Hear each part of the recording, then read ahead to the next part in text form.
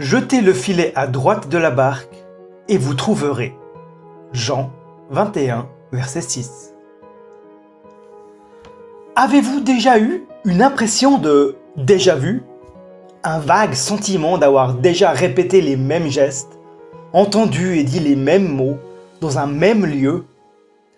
Eh bien, c'est l'effet que cela m'a fait en lisant l'évangile de ce dimanche, qui parle d'une pêche non fructueuse, rendue miraculeuse par un inconnu qui se trouve être Jésus. Mais il ne s'agit pas là d'un déjà vu, mais d'un déjà vécu.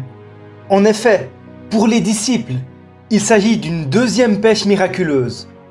Le premier récit ayant eu lieu avant la mort de Jésus, au moment de leur appel par le Christ à changer de métier pour pêcher non plus des poissons, mais des hommes.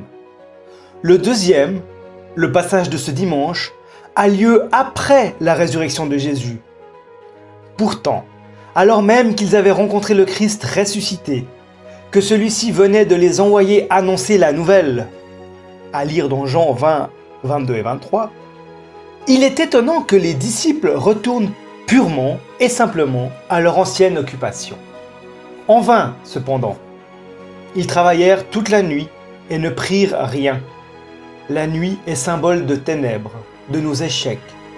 C'est au petit jour que Jésus vient, apportant avec la lumière le succès.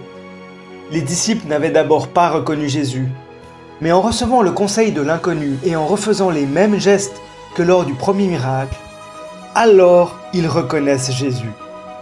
Par là, le Christ nous montre sa fidélité par les exploits qu'il réalise pour nous, même s'il doit pour cela refaire 2 fois le même miracle pour se rappeler à nous.